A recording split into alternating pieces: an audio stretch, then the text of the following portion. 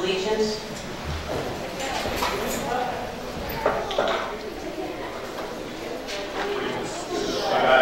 The United States of America, and to the republic for which it stands, one nation, under God, indivisible, with liberty and justice for all. Roll call. D.A. Graham, absent. Fia Gusson. Present. Jason Rand, absent. Jane Rosenbaum, absent. Guillermo Gomez. Present. Joe Trueheart. Present. Denise Middleton. Present. We do not have a quorum. We don't have a quorum, but we will go on with the presentation from our students. Okay, while we're waiting for a quorum, we'd like to welcome everyone tonight on behalf of Principal Elizabeth De Jesus, presenting her music and art departments from the Dunn Middle School. Under the artistic instruction of Ms. Erin Rodenbaugh, the Grace Dunn Middle School students have created Aboriginal art dot paintings that can be seen in the lobby this evening. These art projects consist of various paint colors like yellow to represent the sun, brown to symbolize the earth's soil, red, which is characteristic to the desert sand, and white, exemplifying the clouds above. This style of art was mostly done by Indigenous Australian artists. The Grace Dunn Middle School this evening, Jazz Ensemble will be performing for us the famous bossa nova Girl from Ipanema, written by the great Brazilian composer Carlos Gomes. They will feature a percussion solo by Grace Dunn 8th graders Amir Oven and Lance Palmer. Tonight we will also have a short version of the jazz rock tune Chameleon, written by African-American pianist Herbie Hancock. Please help me in welcoming Grace Dunn Middle School.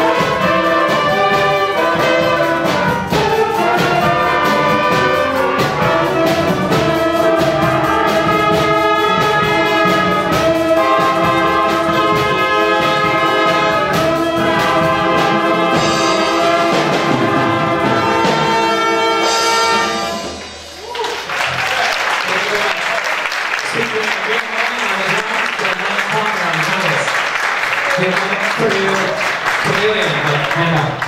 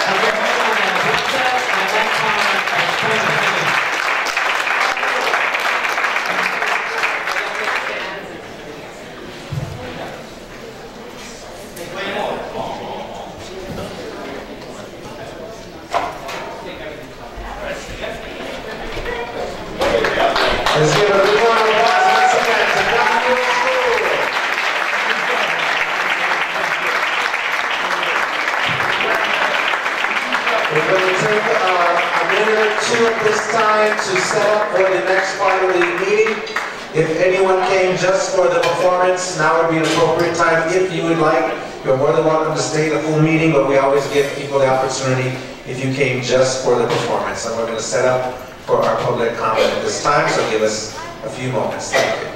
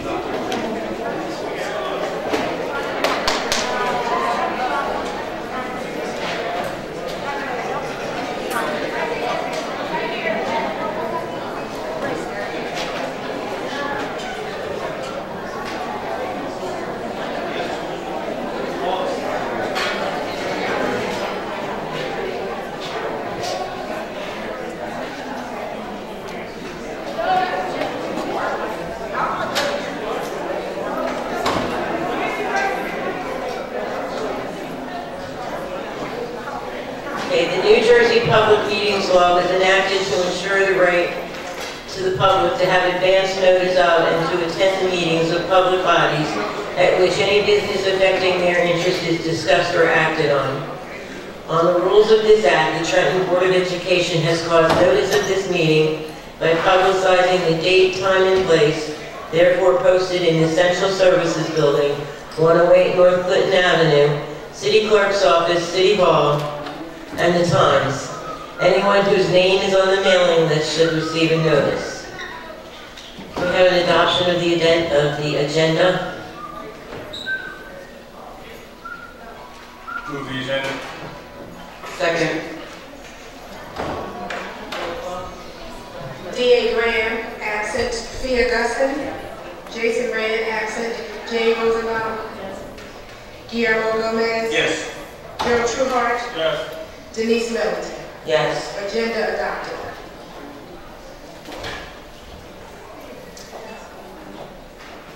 We already had our wonderful performance, so we will move on into public participation.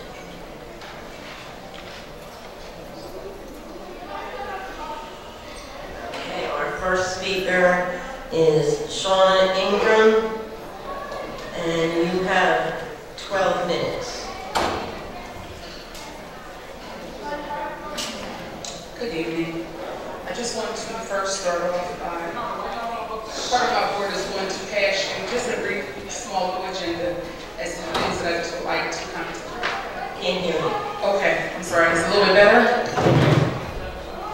Let's hear it. How about that? Can you hear me now? Okay. You were just passed out or given just a little, the brief little agenda that I had that I just want to touch bases on. I want to first thank the board for encouraging Dr. Duran to meet with the PTA as well as the administrator from our school. We did have the meeting. We were very confident and extremely excited that we did get a chance to sit down and actually be heard. So we just wanted to thank you guys for that opportunity. Even through meeting with the meeting, we still kind of met with some resistance even afterwards. So we're just here to say we appreciate you guys giving us the time to voice our concerns. We thank you for it. But the agenda, as you see, these are some of the topics that we've been kind of going back and forth on with the current administration and just really not getting anywhere. So we did speak with Dr. Duran, and it was kind of helpful, but again, we're right back to kind of square one. Some of the accomplishments I just wanted to note so that you guys can see is that the PTA was very active in trying to partner with the administrator to get a couple things done, like the Walk in Your Child's Footsteps. That's like a district-wide event. PTA was given a donation of hot breakfast to provide the parents for that day. We also provided them with certificates and things for their participation. We were also instrumental in providing a different route for the handicapped parents and people who were unable to kind of make the steps entering the building. We also were instrumental in establishing a AM/PM program. But again, there's some issues with that because they need a little more the faculty to assist with that. They have an overwhelming amount of children. We also hosted a storybook character costume parade. In lieu of celebrating Halloween, we did something for the little babies, and the PTA, through community donations, were able to provide the kids with snacks like juice and pretzels and things like that for that particular day, so they didn't have to worry about not, going out to trick or treat, because we do have a dangerous kind of city. And we also did assist various parents with issues they were having. Some of the issues range from unfair removal of the kids from their classes. So we've been really instrumental in assisting a lot of parents. A lot of parents were unable to make it tonight. So in lieu of their presence, they did provide signatures that I told them I would represent them here tonight. Basically because it's been a struggle. It's been an ongoing struggle since the beginning of school. We've reached out to the superintendent and the assistant superintendent who actually did hear our cries. So we're very thankful for that. We're thankful, but the children are even a little more thankful. We had some issues with birthday party celebrations. A lot of the kids since the beginning of the school had celebrated birthdays, and then it was abruptly stopped, which basically caused a lot of the other children to feel that their special day wasn't as special as others. So this caused a concern with the parents. A lot of them voiced their concerns and their issues to me that I brought directly to the assistant superintendent and the superintendent, because these were concerns. I've even made trips here to visit in person to voice these certain concerns. So this has just been a range of different things that's been going on. So we reached out. We were actually heard. We're very thankful for this. I can't express how thankful we are for the amount of time that we were given. I just also wanted to touch bases on, we were given a letter dealing with the nutrition from our administrator. And I just wanted to touch bases because I did look up the district policy on nutrition. And the district policy nutrition that they have in there, it's not been updated or revised since May of 2011.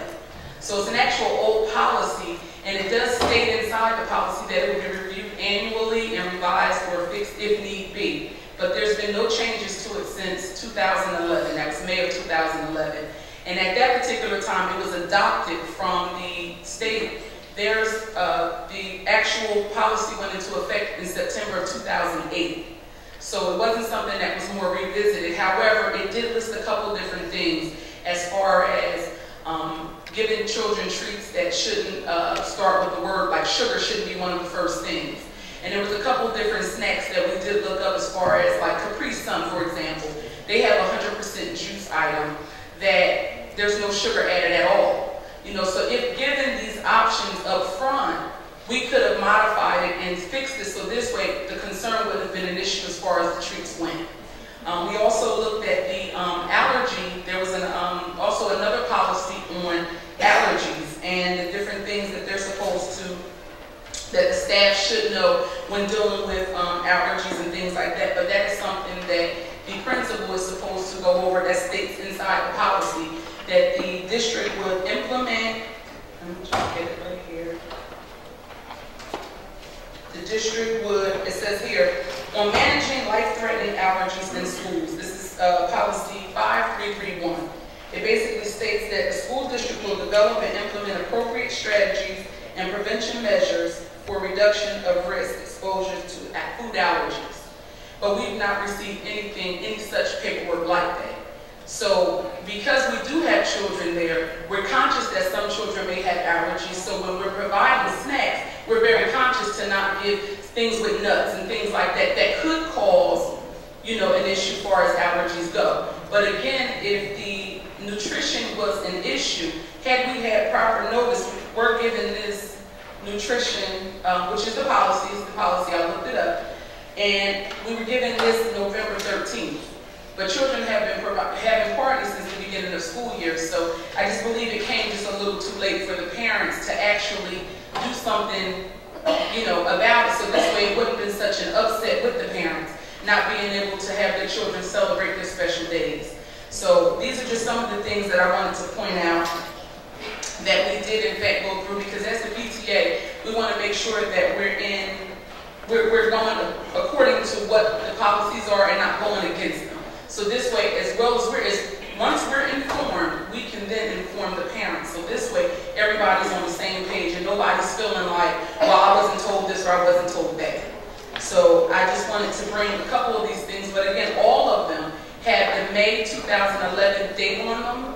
Nothing more current than that. And now we're in 2014. So we have nothing more current to even go by as far as the policies go. Other than that, that was basically just the things that I just wanted to bring to your attention. And I also just again wanted to thank Dr. Durant, and we also have a little something, just a small token from the children, just to say thank you to Dr. Durant and Dr. Johnson, who worked diligently with us. Okay, it's been a constant thing, but they've been there, we've been calling them, so we just would like to provide them with something. And the parents say thank you, but this is from the church. I appreciate it, but oh, okay, it's not a problem. But I couldn't do that. I don't work for gifts, but I appreciate it. We know you didn't work for gifts. But again, we thank you again, and that's pretty much all that we really wanted to say. So we thank the board also, because some of you have responded to our many correspondence, emails, and things, so we do appreciate your time. Thank you, and you have it.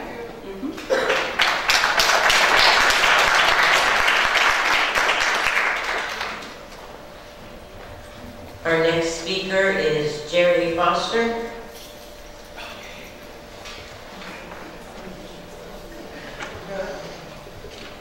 Thank you. My name is Jerry Foster. I work for the Greater Mercer Transportation Management Association.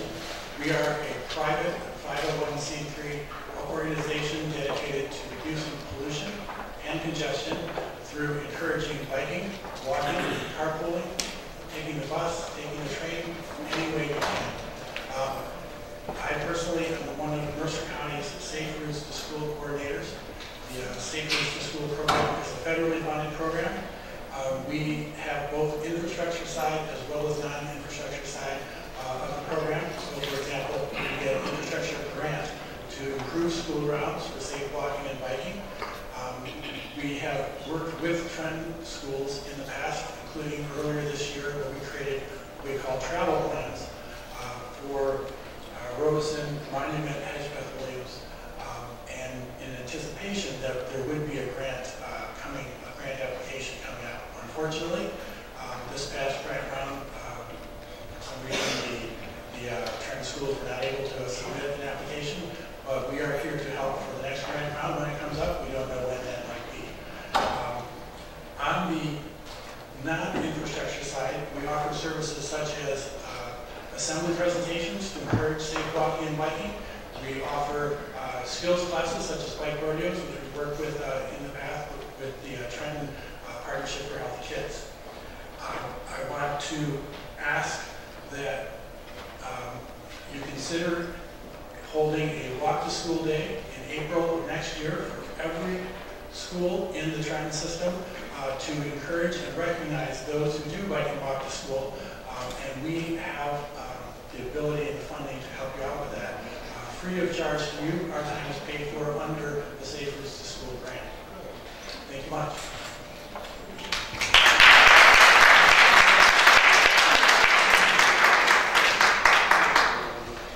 And our next speaker is Alvina Gregory Platt. You have 5 minutes.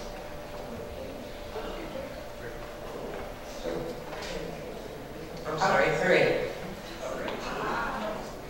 I would like to say good evening to everyone that's under the sound of my voice. First of all, I wish to thank you so much for sending us to that FIA training for physical education teachers and non-classroom teachers in October in Monroe Township. It was very enlightening, and I learned a lot more on my SGOs. But I am very concerned about the issue that you're now asking physical education teachers to to have 10 assignments to add up to their marking period grade. We just don't have enough time. We have to, my average right now is 4 to 5. And I'm working with the kids, I assess them, and if they don't grasp it the first time, I have to go back and reteach it using differential instruction. And there's just not enough time to teach the children 10 assignments, meeting them twice a week for 1 marking period. It's just too much, and I have the whole full. So I would like you to think about that and reconsider. I mean, I want my children to come out knowing. I want to know that they know that they know, and not just keep on pushing them through by throwing stuff at them. Thank you for your time.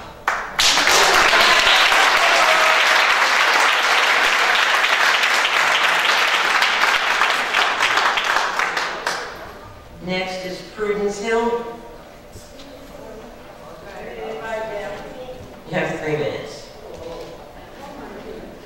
Good afternoon, everyone. I'm here this evening to represent Redwood School with my son attends. Lately, they've collapsed a few classes in the school, and went to, yes, I'm going to learn some new stuff, to now having anxiety attacks. Because he's only in 2nd grade, and he's afraid to go to school, because now my teacher can't educate me. Now my teacher has to maintain the class to make sure that this class is on task. My child is also going to be one of our future leaders. And I don't want that to be sacrificed because some empty chairs were filled up with these classes that were too small of a setting. I don't understand. This is why the charter schools are working, because they have smaller settings. They also have paras within those smaller settings. So if you guys can just adjust what you're doing in this school to make it work for all the children, not just for my son, but for all the children, he needs to be able to learn wherever he goes. I should not have to come home from work and teach him again as if his school setting was his babysitting setting. That doesn't make sense. So I would like you guys to reconsider the collapsing of these classes. I'm not sure what can be done, but just reconsider what you can do about so many children in a setting at Gregory School.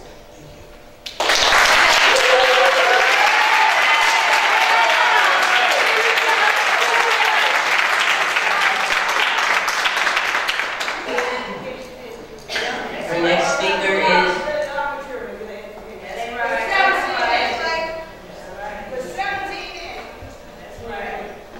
Can we have some quiet so we can hear what's going on? Our next speaker is Hussein Hat.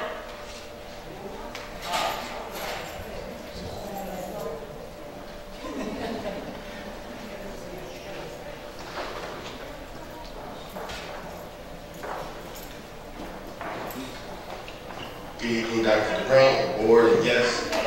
My name is Kenneth King. I'm a representative of the Trenton High School grade class of 1989. And next. If it's okay with the board, I put my name down, but we're representing the class of 89. And even though he wasn't here, I wasn't sure if he was going to make it, so that's why I put my name down. He's going to speak for us, if that's okay. Just real quick. So you surrender your time. Yes. Again, my name is Kenneth King. I'm a representative of the grade class of Trenton High School, class of 1989. We are embarking on our 25th class reunion this November the 28th. Okay, we're embarking on our class reunion on November the 28th. Through committee meetings, we had some inquiries about our past graduation gift to Trenton High, which is the standing marquee that's outside of the now standing high school. And one of the things that came through in the discussion was we were inquiring about donating a new gift to the new high school, which would be a digital marquee. We would like to know what the price tag would be, or we would like to know how can we give a substantial gift towards the new purchase of the new marquee.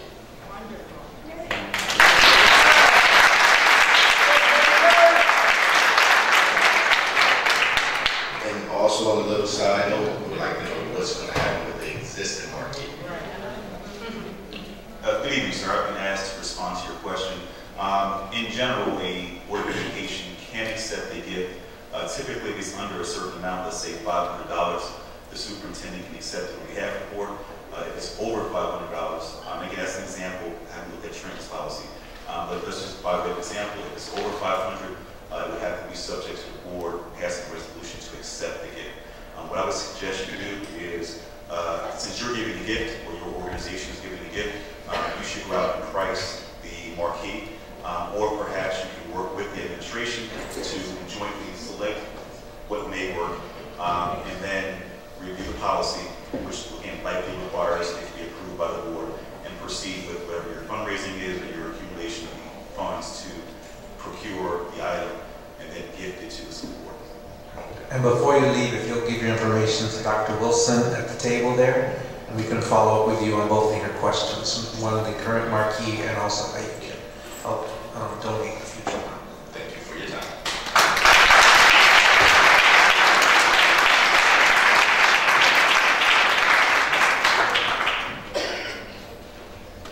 Next, we have Keisha Garner and Eric Jones.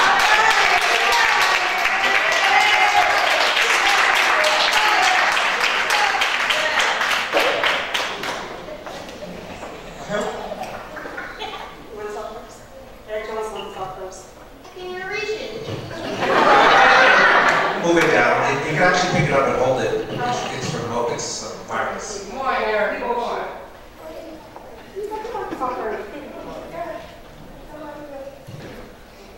Hold on 1 minute because the lights turned off.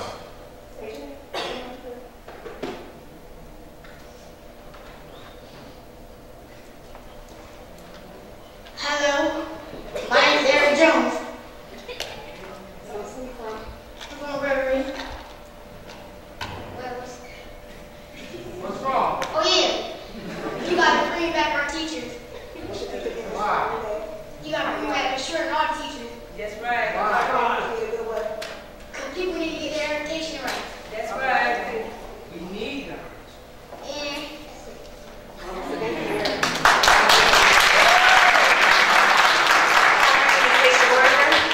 And I'm up here today because they got rid of a few teachers, and none of the parents was not informed. And this is why the Trenton district have a felon district, because y'all making so many bad decisions. Now the classrooms are crowded. I had amongst myself this whole row, my nieces, nephew, cousins, and my son are in crowded classrooms, and it's not fair to them. These kids do not want to go to school now because of that. Me as a parent, I have to go work stressed out, worried about all of these kids in the room. That's my kids. And it's not fair to me, and it's not fair to the teachers or nor the students. That's right. We should have been informed first about this change. This was not a good change at all. All I'm saying is I need you guys to bring back these teachers. Like Amanda Shorts with my son, teacher. She taught my son how to read well. My son had a speech delay. She went above and beyond to make sure my son was taught how to read. She go above and beyond for all these kids, and she's a caring teacher. Amanda Shorts, can you please stand up? Yes, right.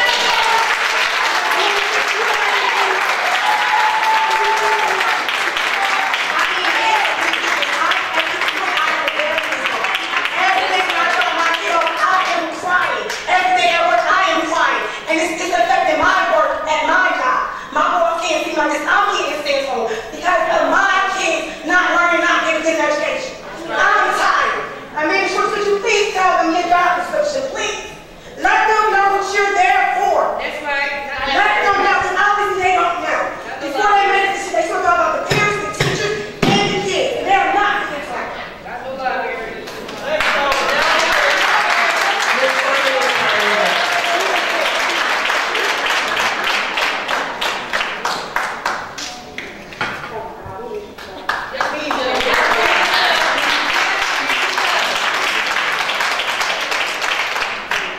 Next we have Equasia Jones.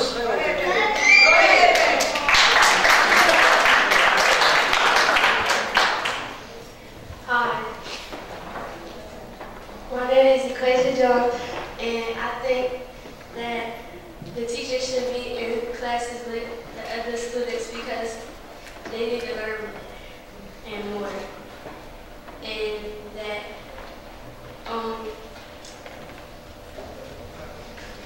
we need our educations and we need to be aware that our teachers are leaving. Thank you.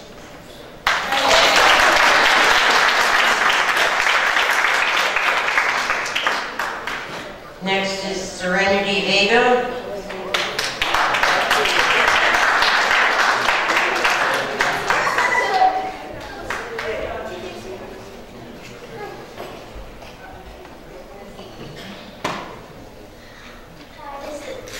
Serenity, and I wrote a note to my teacher. All right. Dear Ms. Short, I can't wait till Monday because I'm going to complain with my mom because we all want you to come back to school. I miss you so much that I can cry. And you are so special to me. And when you smile, you make me happy. And Ms. Gary is teaching me how to do more things, and I really want you to come back. I will always respect you all the time. I will never go to be bad again.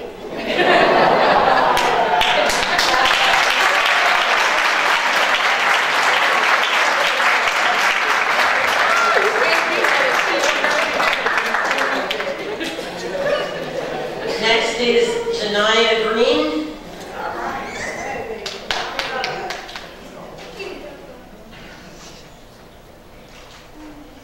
Dear Ms. Short, my grandma is getting people to sign the paper so you can come back because my grandma said it don't make no sense.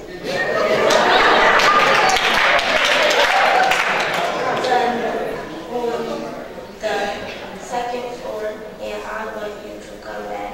I will cry if you don't come back. You are a so good special teacher. We need you back. I know you miss your children. Do you miss them? I miss you all. The second grade teachers do too. The whole school do. Serenity is my cousin. And Eric and Clay, that's how I know you, and I am my aunt patient.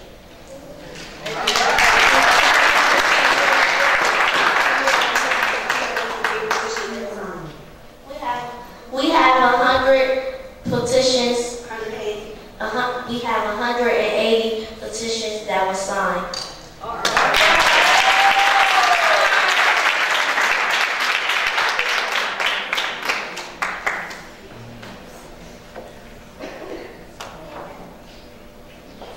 Next is Pamela Bennett.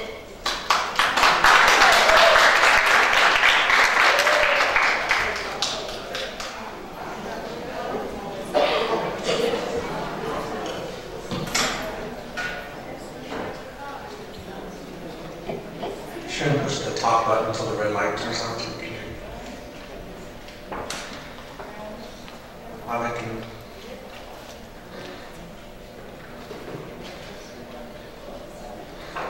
Good evening, Mr. Duran, Ms. Howard, board members. My name is Pamela Bennett, an early childhood master teacher assigned to Stokes Early Childhood Center. I was stunned to hear that Ms. Downing is being replaced as principal from Stokes School after having the position for 2.5 months. I have been teaching in the area of early childhood for over 37 years, and with a bachelor's degree in early childhood and a master's degree in early childhood leadership. With my years of experience and professional development, I consider myself as an excellent judgment of high-quality teachers and principals. Within a learning environment, Mrs. Downing is an early childhood educator who has worked her way up through the ranks as a kindergarten teacher, second grade teacher, elementary school principal, principal of Stokes Early Childhood Center, as well as director of curriculum. I have not observed anything to warrant her removal from this position. Stokes School Early Childhood Center is an institution for learning. My first day meeting with Mrs. Downing, she emphasized it is all about the children. I want to make sure that these children are ready for kindergarten. She wanted to make sure that the teachers had a copy of the New Jersey preschool standards in hand, which are displayed in the office bulletin board. She stressed providing sufficient professional development training for staff and workshops for parents. As far as I see, Mrs. Downing is doing her job as well as can be expected with very limited support. Every district has assigned a parent liaisons, except for Stokes. Some schools have principals, vice principals, disciplinarians, guidance counselors as support. Stokes School only has Mrs. Downing and the secretary. And last year there were 2 administrators there, and then one would come over as needed. Each morning she is very hard she is running around the building making sure all the staff members are in place. She is making sure that the TEA and the PTA contracts are in compliance. She's also, during the time I was in a meeting with her and with the faculty meeting, the teachers, she asked the teachers, how do you want to handle Halloween? And 2 teachers were in a committee. They said, we have an idea. The committee decided that they would do a harvest day with gross motor activities. The teachers all agreed. A few days later, I was in a meeting with Mrs. Downing, and the PTA president disrupted our meeting to indicate that she had made a survey with the other teachers and indicated that they would like for the children to wear costumes. But Mrs. Downing said the teachers had already made their decision as to what they would like to do, and if they wanted to do this, then they would have to do it after school as a parent activity. Then she found that Mrs. Downing was quite upset because the PTA president was making her rounds during instructional time. The parking lot was a serious, dangerous issue. And everyone was in a hurry trying to get their children into the classroom, into school, but the speed in which they were coming into the parking lots was ridiculous. They're lucky that there wasn't any fatal tragedy during that time. It has changed. They have to pick up the students at another part of the building. Now that change has been made, things have been a little bit better. It's a problem when we can't adjust to change. Change can be our best friend.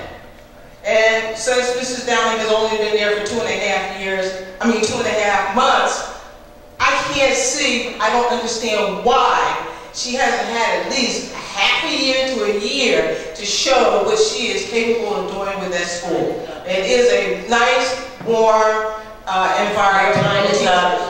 The teachers really appreciate it.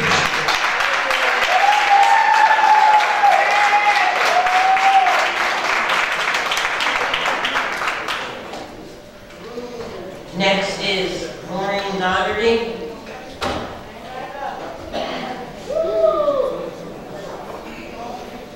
Good evening, Dr. Duran and President Millington. I emailed you a letter similar to what Pam said. I'm not going to repeat that. I was asked to speak for all of the teachers at Stokes School. Okay, and so I have a short thing. It's a short thing to read for our staff. It is very disheartening to know that the Trenton Board of Ed could transfer our principal without hearing from the staff at Stokes Early Childhood Center. It's upsetting to know that you would listen to a group of parents and certain administrators and take such extreme measures before learning from both sides. We, the staff, thought our opinions meant something to you, but it's become apparent that staff feedback is not part of the equation. We are with Mrs. Downing all day long and are fortunate to work with her. Last year, there was tension and negativity in the building. It was not organized and was run improperly. It took 3 people to run our school, plus the teacher liaisons. Mrs. Downing came in by herself and set up a school on her own. She had to change the entire staff morale and work on gaining the trust of the staff. Because of her leadership, when we walked through the doors each day, we could breathe easy. Everyone agreed that there was no tension in the air anymore.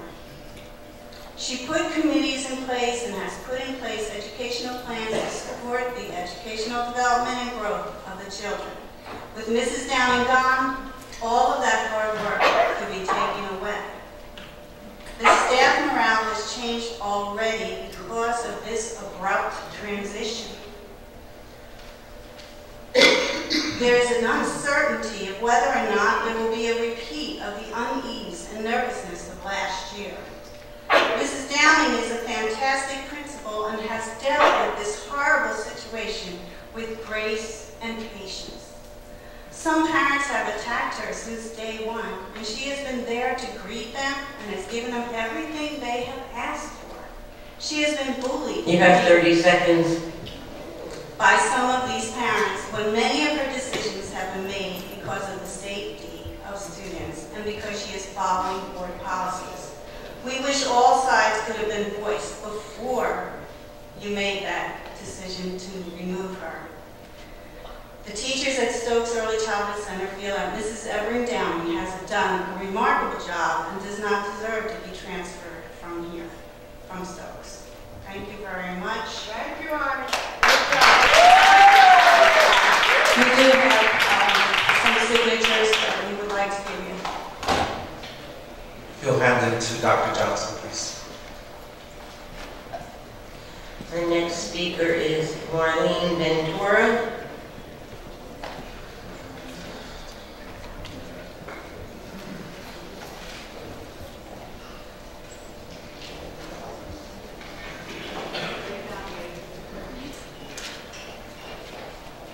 Good evening, board members, superintendent, administrators, staff, parents, and community members. My name is Marlene Ventura. I am a kindergarten teacher here in the district, and I don't get up here too often to speak, but when I do, it's because something's got me and got me good. Teaching is my passion. I love what I do, so much so that I love my students like they're my own because I don't have my own. Unfortunately, this year, my passion for teaching decreases a little bit every single day. I'm going to tell you right now, it's not because of my students. My students are amazing, and I can't say that enough. I get to school around 7 a.m. every morning. It gives me an hour and 40 minutes to get prepped for my day, just to make sure I have everything ready for my kids before lunch. That being said, I do their morning message, I do their calendar prep work, I set up their centers so that when they come in, we're ready to go. My kids enter the room around 8 or 8:50-ish, but I really can't start teaching them even as much as I want to because there are late buses, and the buses have gotten to school as late as 9:05. So I do a review, and I start my mini lesson at 9:05 when I have pretty much all my students there. My day after center time and my small lesson, around 10:50, my kids go to lunch, which really isn't a lunch, it's more like a late breakfast at 10:50 in the morning. My kids, right after lunch, go to special, which normally wouldn't be a problem, except for the fact that they're not really allowed to go to the bathroom during special because they'll lose instructional time. And when you teach kindergarten, it takes about 20 minutes to get the whole class to go to the bathroom. On Mondays, my students lose an additional 10 minutes of their special time because I have to send my kids to all their specials. So I have to walk 3 kids to this class, 3 kids to that class, 4 kids to that class, and so on. And they lose instructional time on the end while I'm picking it up because we're trying to get guidance out of our schedule. I then, do the rest of my day normal. My kids go to centers, my kids do their math, and we love it. And on a good day, if you ask me what I do during my lunch, I work through it. I prep for my afternoon. I look for things that I need for the rest of the day for my teaching. During my prep time, I talk with my coworkers to make sure that we're doing our lesson plans accurately and together. You have 30 seconds. As a team, we write it together. But what really bothers me the most, and I will skip to the end, was when an administrator came into my classroom the other day and asked me, and I quote, "When will I have my room completely up and running and ready?" I've been working with early childhood to get my room up and ready. I don't appreciate being talked to like a second-class citizen. My kids go to centers. My classroom is set up like an early childhood classroom. So please tell your administrators to learn how to talk professionally to the staff.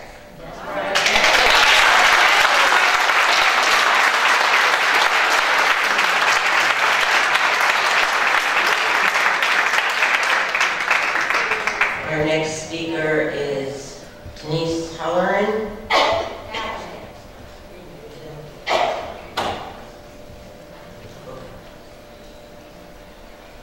Good evening. My name is Denise Halloran, and I am a nationally board certified 5th grade teacher at Monument Elementary School.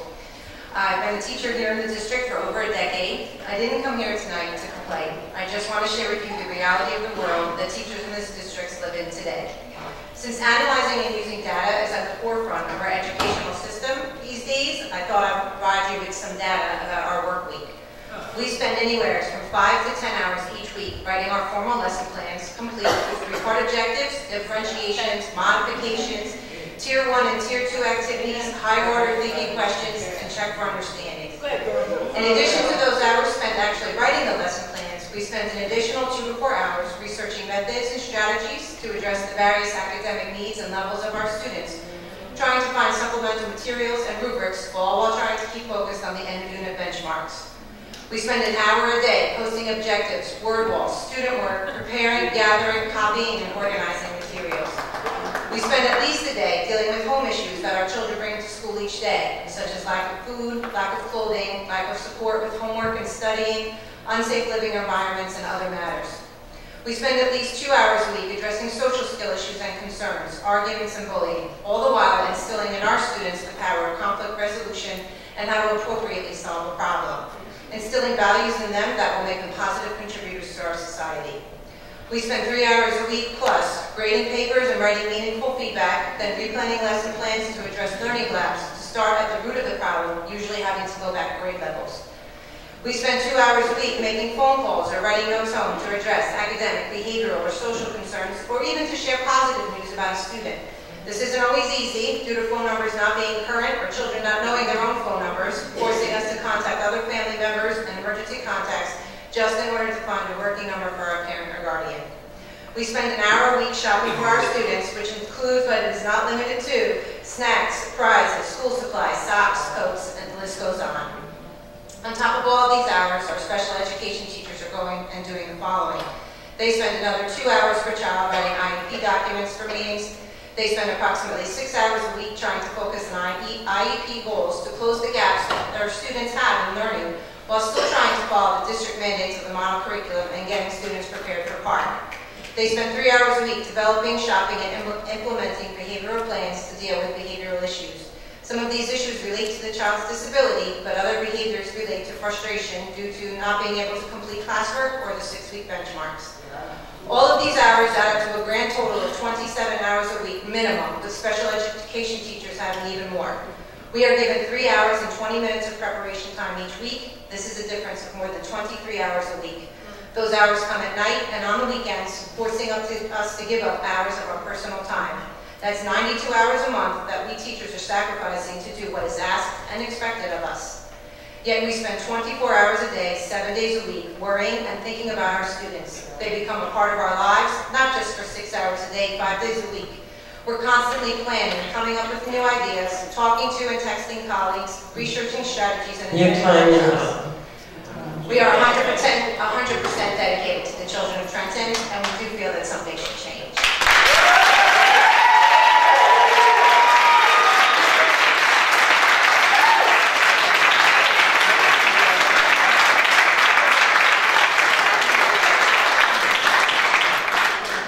Our next speaker is Jessica Fitzpatrick.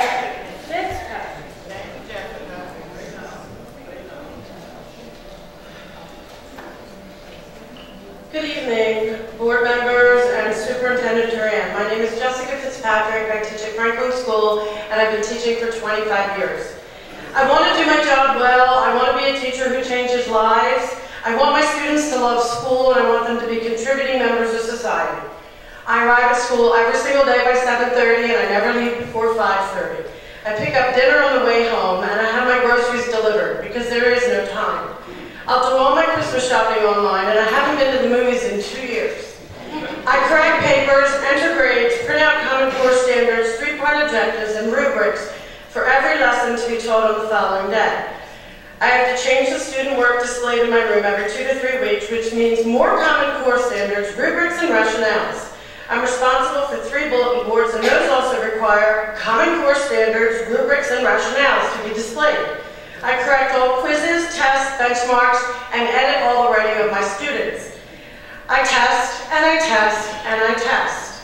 I'm on 3 committees and the SLT team. I attend before school, after school meetings at least twice a week, and send home notes when homework is missing or a student has had an excellent day. I spend hours preparing work that is differentiated and spend hours at the Xerox machine because there are no phonics books, there are no language books, and there are no reading workbooks. I walk around with a 4-inch binder because I'm required to keep every agenda, every email, and every curriculum updated.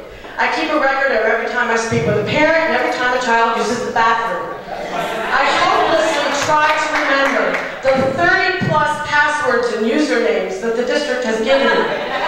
I also spend upwards of $1,000 a year on classroom materials and curriculum materials because what the district has provided me is not enough to cover pencils, papers, and erasers. Keep in mind that I'm also taking home $400 less a month than I was. I've never had time to write my lesson plans in school, and if I did, the chances are the network would go down. I've been teaching for 25 years, but I am still working 15 to 20 hours every weekend, writing lesson plans. These plans are lengthy, redundant, and do not improve my teaching.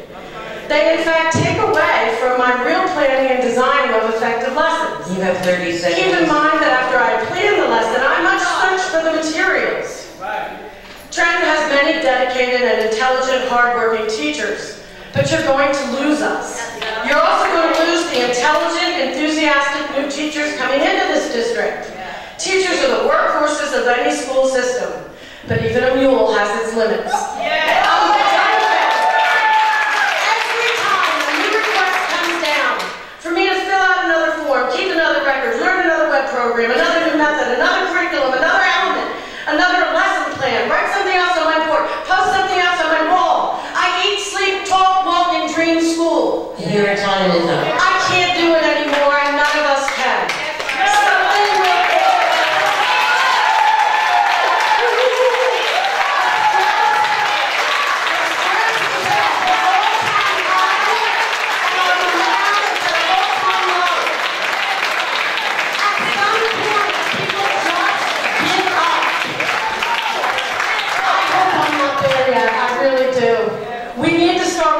team, we need to start working smarter, and you need to start considering the time it takes for every single piece of paper you request from us. Because those minutes add up.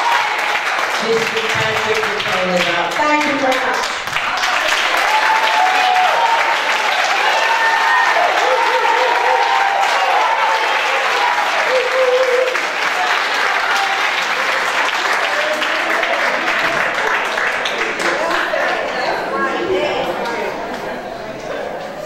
Our next speaker is Rosalind Friday.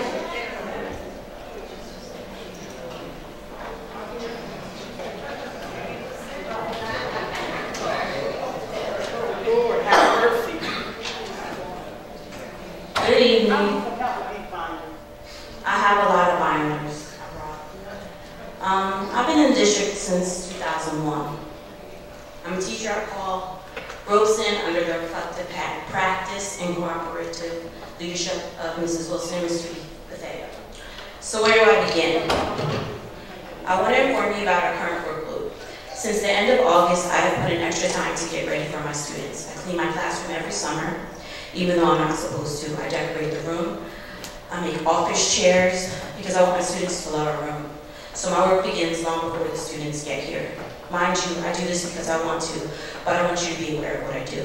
I don't show up at 8:40 and leave at 3:25. I seldom do that, and I've been here since 2001. Most days like today, I'm at school until 5:30 or 6 o'clock, doing what I need to do to get ready for the next day because I spent my prep making copies, meeting with a student, a parent, guidance counselor, setting up differentiation for my next lesson, etc. Then I spend my lunches having meetings with my grade level meet. We plan and swap lesson ideas every day. We discuss data every day. We plan grade level projects and so on. A Trenton Public School teacher does more than, because for us, the children are first. They always have been. But now I have to put my foot down. Our urgency is now because I have to say enough is enough, because I'm not sure that you're aware. I question your plan. What is it? Right now, we are being asked to do too much without any time to do it. For example, lesson planning takes me 3 hours over 2 days because you want word for word, minute by minute details. And that's on average what my Robeson colleagues say is for them as well. Here are my binders. That's my conference notebook. That's my data binder. That's my domain 4 binder. This is my lesson plan binder. I couldn't bring my teacher's manuals because it was too much to carry, and I had already my regular student bag. But that's all the stuff I need in a day. ELA has 3 parts: word work, reading and writing, all over 5 days, then math and science or social studies. I must include 2-tier instruction and differentiation in all parts of every subject for each day, so it takes a lot of planning. All with 3-part objectives, assessments, checks for understanding, and lesson reflections. These are all great, but they take time. I need every part, but it takes time. Time you're not being considerate of. I get this done because I come in early almost every day, stay late, and work from home after my 4 children, 16, 8, 7, and 5 are in bed. It's too much. And I haven't even talked about the student work, grading. I grade everything, so it takes a long time. And that's not the student work that I put up in class and in the hallways on walls without bulletin boards and the time and the tape that takes. Or the fact that multi-level classroom teachers are still making copies because they don't have the materials they need. And this happens despite and in spite of not having clear information about curriculum, despite last-minute information about EdConnect when we simply had an overview training and we were told more would come and it never did.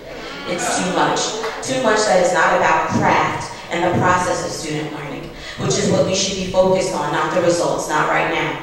We should be questioning why our students are not showing what we know they know on these state assessments. And the first is that the formatting is not suitable and no one checked that.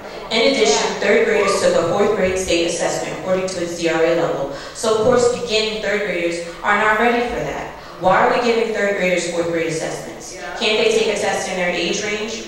Are you aware of that? Nope. No. Who checked the grade level of the assessments? I'm a seasoned teacher and I know continuously giving assessments for state assessments does not improve learning. Currently, there is little time for instruction because instruction has been swapped out for online assessments. We're not teaching robots, we're teaching children who need attention, explicit instruction, and love. Please stop and think as we ask the children and ask, what is our outcome? A student that is a good test taker or a strong thinker. You need to assess this and then you must address this now. How much longer are we going to make Trenton children wait?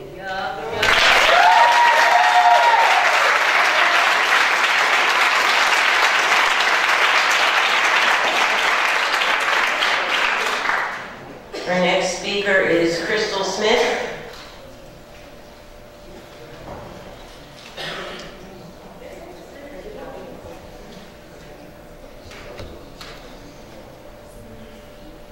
Irene Clayton.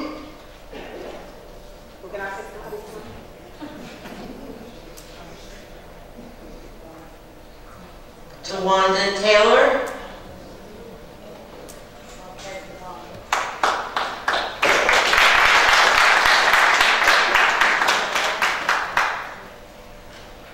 Good evening. My name is Tawanda Taylor, and I am a graduate of Trenton Central High School, 1987.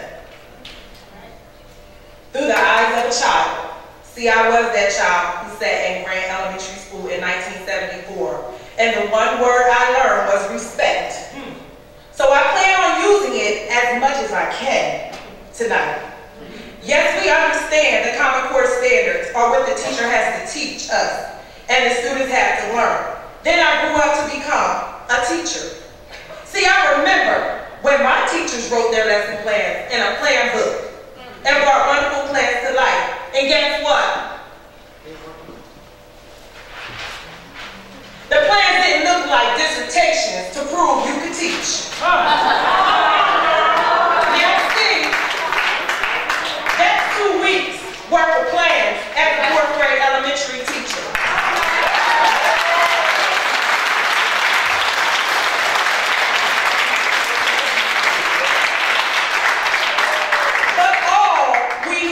It's the teacher's fault. They don't do enough yet. So that leads to the essential question one might ask. Why is the district sick and need of a prescription with all these doctors we have? No disrespect, really.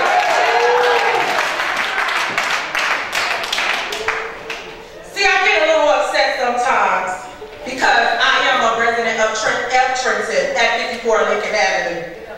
Right across the street, so I'm not going anywhere. Been here all 45 years of my life.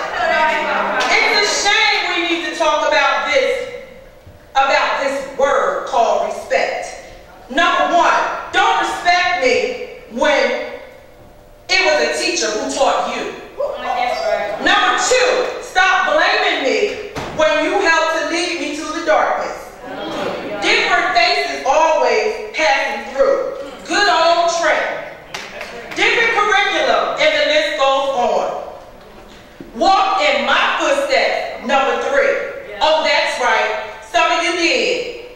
But oh, some of you forgot. You were teachers right along with us.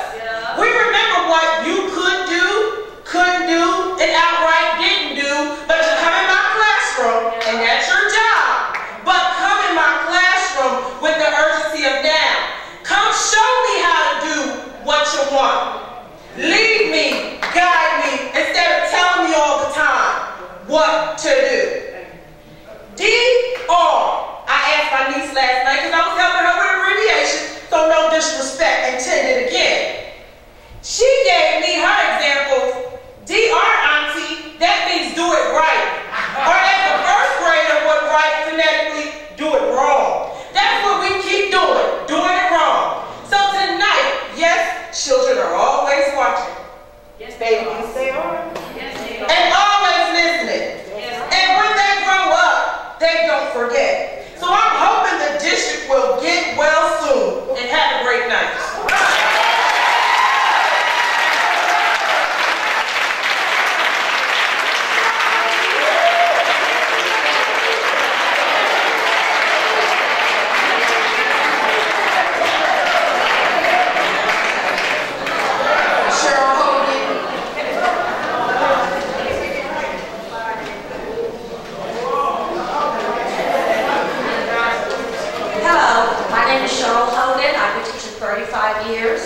I've been teacher of the year 3 times, governor teacher twice.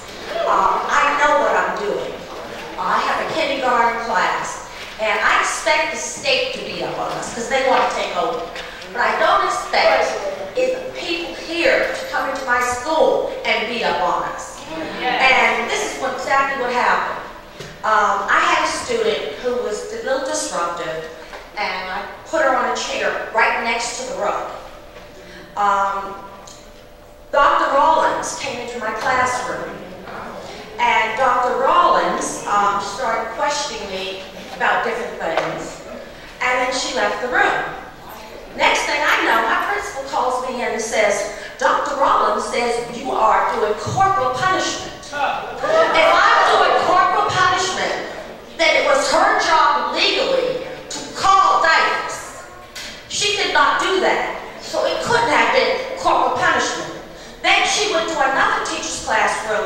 and said the same thing. When did the time out become corporal punishment? How could I be slandered like this? My principal didn't want to give the name. Well, she finally did tell me. Also, I want to talk to you about the money that you just canceled. I only get $135 a year for my classroom. That's all I've ever gotten, is $100 and $135. I spend the rest, $1,800 out of my paycheck. Who is supporting these classrooms in this city? We are. We are. We go to the dollar store. We go to Staples. Okay. Our plans are from between 15 and 25 pages long. And my people there will tell you. When you talk to people, we all say we can't teach it. If you look at the plans, you would know there's not enough hours in the day to teach what we have to write. So we're writing things that we know, the principal knows, everybody else knows, we can't possibly teach. So, that is really what I wanted to talk to you about. And I also want to tell you something else. At our school, we have the young teachers there from the state, Trenton State College or something else now. And this is what they say. They say they'd rather teach in the suburbs because there the children already know the skills. And they don't have to duck as many times as we do at Monument School. They shoot constantly at our school. We are the duck school. And if you want to see bullets in the window, come to my building, because I've been trying to get them fixed for 5 years. Thank you.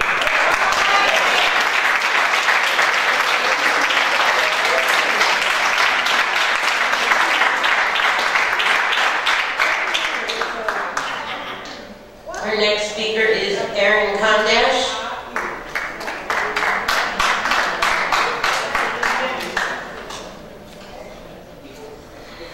Good evening. My name is Erin Kondash. I'm a teacher, an 8th grade English language arts teacher at Joyce Kilmer School. I don't think I've ever spoken in front of the board, but it's gotten to the point where I have to. I've been teaching for 19 years, all of it within the city of Trenton. And every year, I hear people say, and I say, well, it just can't get any harder. It just can't get any tougher. Maybe we've hit the bottom, this is it. It can't get worse than this. And unfortunately, every year, it gets worse. The workload, I get to school between, 7:30 in the morning, never leave before 5. Have to drop what I'm doing at 5 o'clock so that I can get home and have dinner with my family. Oftentimes, I pick up work after that. I work all weekend long. Like many of the teachers here, I can't tell you the last time I saw a movie, last time I went out to dinner, last time I went shopping. Most of my life revolves around my job. And this year, it has just gotten exponentially worse. Last year, we had to start with SGOs. They're back again this year. Last year, full Danielson again this year. As an English language arts teacher, I'm expected to teach my kids how to read, how to write, grammar, vocabulary. It's a huge array in that subject area. And I think I do a pretty good job. I really do. Like I said, I come early, I stay late. I can't tell you the last time I took a lunch. Okay? I work straight through my day, every day. I never take a day off. I'd have to be dead to take a day off. Pretty much pneumonia might be the only reason to take a day off. In addition, this year we've been introduced to EdConnect. None of us really received any training on how to do EdConnect. Most of us were thrown right into it and realized what a hot mess it was by the time the kids were already taking the test. And then, most of us didn't understand how to score it. We had to teach ourselves how to score it. And instead of making our lives easier, EdConnect actually made our lives harder because we actually had to go in and score more and score it on the computer. The writing was a mess because EdConnect didn't transpose it or whatever correctly, so you didn't know where the kids started paragraphs or not. What else? Reading levels. I can't tell you the amount of data that I have on my students from their SRIs, to their New Jersey Ask, to their benchmarks. And that's another thing, you know, grading those benchmarks takes hours and hours and hours. So anyway, the long and the short of it is, we just had a recent district walkthrough, and I don't want to take up too much more of my time. But instead of being praised for all the things that we are striving to do, we get dirt kicked in our face. And we get told exactly everything that we are not doing. And we get more demands put on us. No, you're writing your objectives wrong. You need to write them this way. Let me interrupt your lesson and humiliate you in front of your class. I got into teaching, and I love the kids. I really do love the kids, and I love teaching. You have 15 seconds. But it's getting to the point where everything else is making it nearly impossible. So, you know, I just wanted to support my colleagues. I'm not as eloquent as they are, but again, pretty much everything that they have said for me is also a reality, and for my colleagues as well.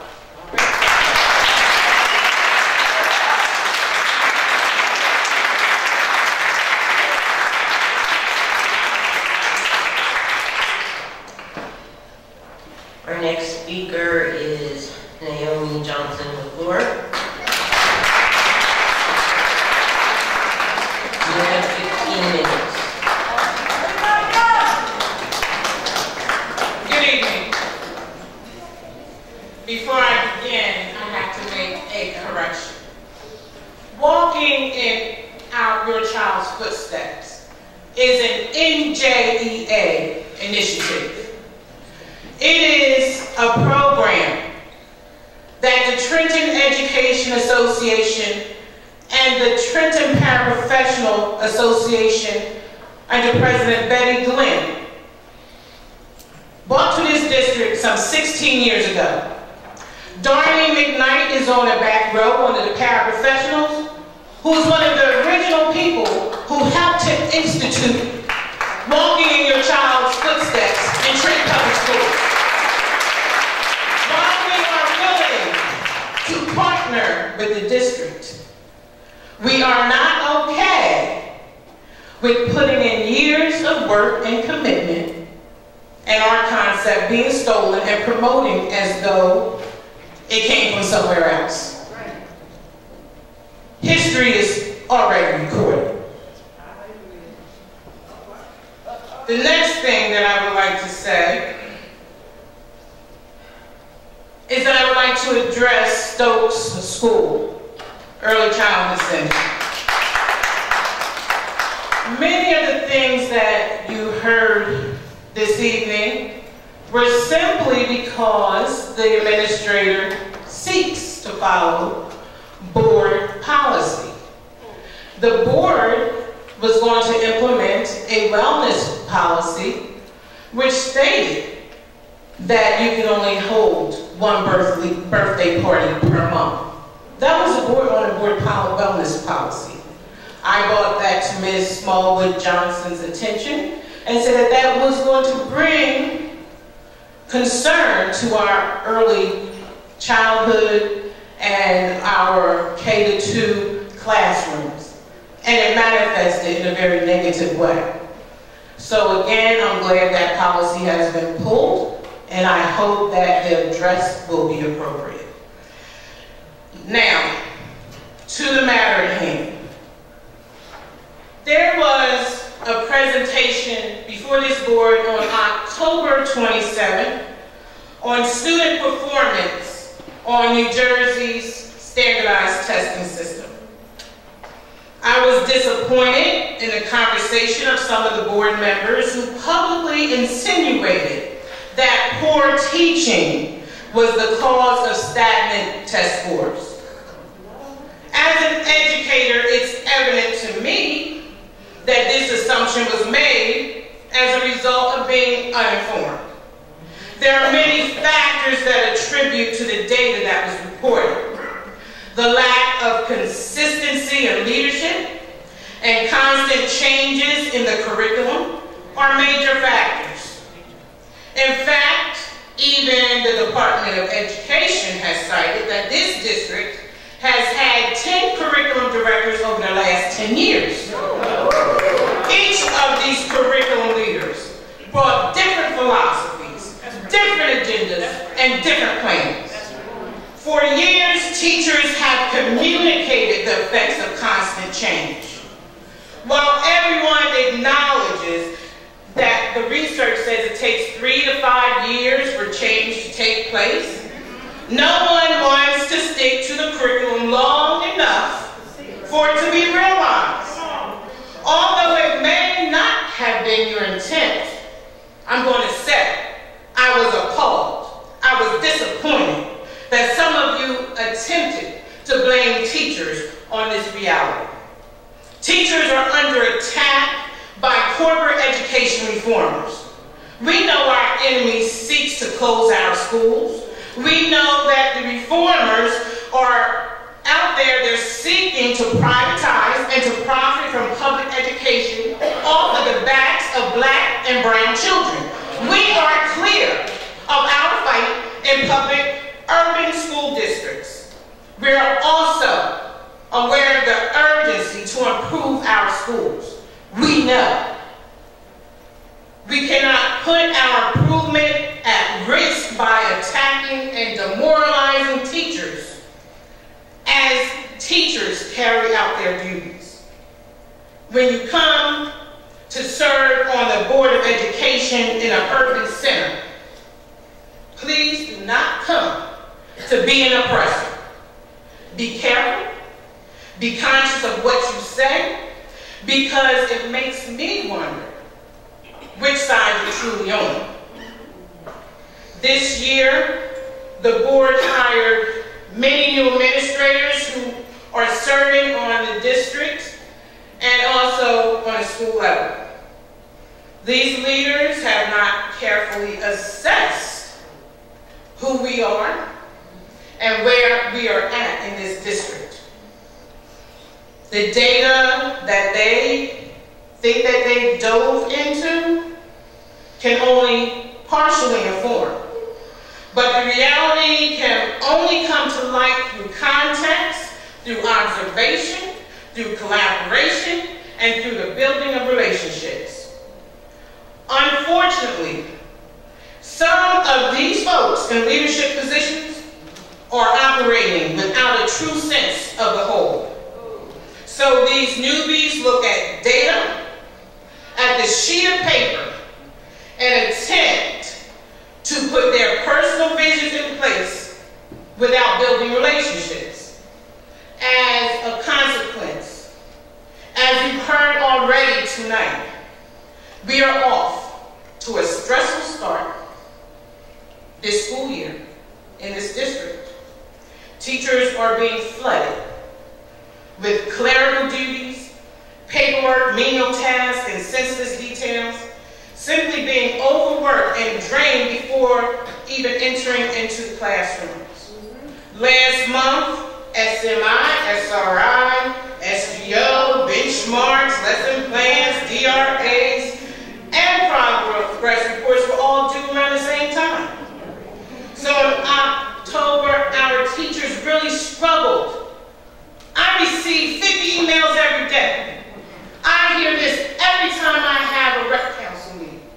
It's your turn to hear it now. Because they struggle and they juggle to meet every mandate with just 40 minutes of time, prep time being built into that school day. And instead of getting a thank you, they get letters of reprimand for missing one of these tasks. They didn't get the courtesy of a phone call. They didn't get the courtesy of sending an email, putting a note in their boxes, nothing. And so we've had a long-standing practice in this district by the seasoned administrators who respect teachers that they will first have a conversation. They will first send an email as a reminder. Now we have some new administrators, and one building in particular, that instead of that thank you, 22 teachers got a memo, and I'll make you bring one so you can see the long list of people copied, and at the end saying fire, because teachers did not have time to get together sub-plans. And for those of you who don't know what sub-plans are, in this context, it's a packet of copies, right? Of papers, meaningless things that are supposed to keep teachers busy when someone from Source for Teachers shows up who cannot implement lesson plans. That's right.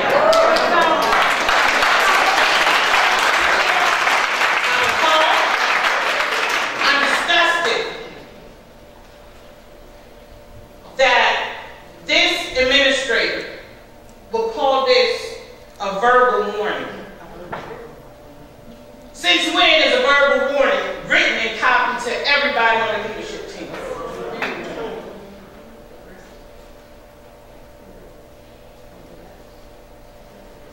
And if that's not enough, these teachers were also, and many of our teachers are threatened, right, with domain 4 of the teacher evaluation tool, right? So now, because you didn't copy lesson plans, which is 3 reams of paper wasted, right? So now, you're not meeting your professional responsibility. What kind of nonsense is that? With the amount of time that these people have put into doing their jobs right. The teachers you heard from tonight are stellar teachers. You know why?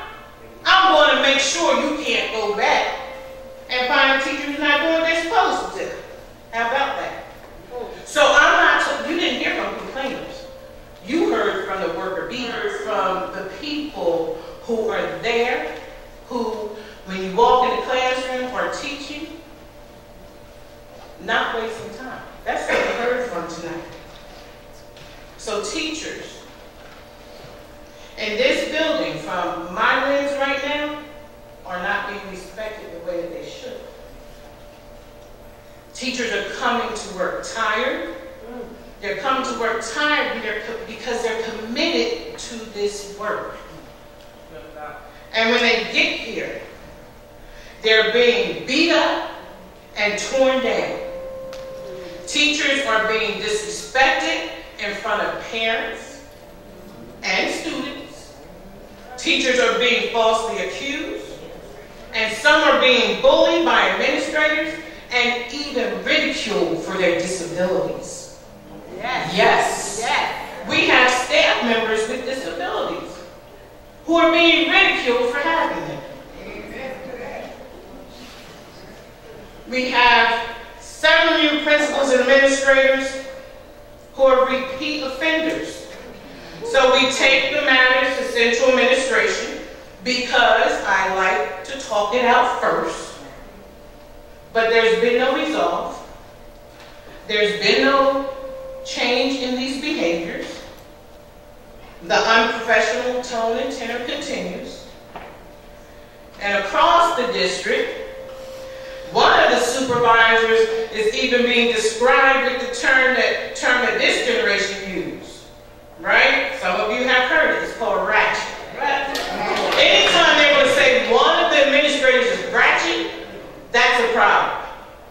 They call this person ghetto fabulous. That's sad. So what does that say for the culture and climate? I'm not talking about all, because we have some excellent administrators who have been working with us for years.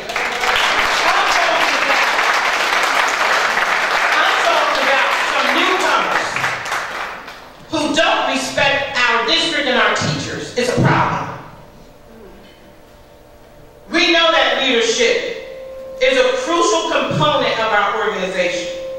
Our leaders cannot afford to be obsessed with titles and positions, which we're getting a lot of that too this year. Because the obsession with the title, right, with the position, it manifests itself with an elitist disposition. And that disposition dominates their interactions in a negative manner. That's why they walk into classrooms and good instruction is going on. They'll see one book on the floor and say, why is that book on the floor? Isn't this about teaching and learning?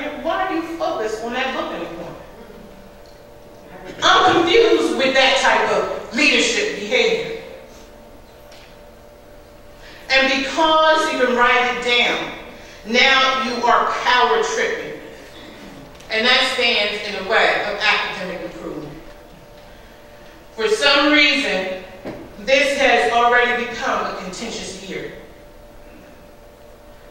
One teacher...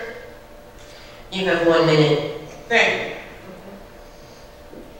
Received a reprimand, unwarranted. I'm still waiting back from Central Administration a response as far as the procedure and its irregularities. Our association has filed 7 grievances already this year, usually only 2 or 3 by this time of year. And I'm just going to wrap up by saying we have too much real work to do. We cannot send beat-up soldiers to the front line. We cannot demoralize our teachers. We do not want our teachers to feel defeated before they enter the classrooms. If we continue to do this, we won't win. The war is going to be lost. And then there's going to be no need for the cabinet or the commander-in-chief. So please understand that the urgency of now does not mean that teachers have to be vilified. And I'm going to leave you with this comment, this quote from Dwight D. Eisenhower, who said, "Leadership is the art of getting others to do something that you want to be done because they want to do it." Now, our teachers want to do their job. They want to do it well. You might come here with a different plan. Learn to articulate it with respect. So, we have work to do. Our teachers, 1,150 strong, are here to do their jobs. Give them the respect that they deserve. Thank you.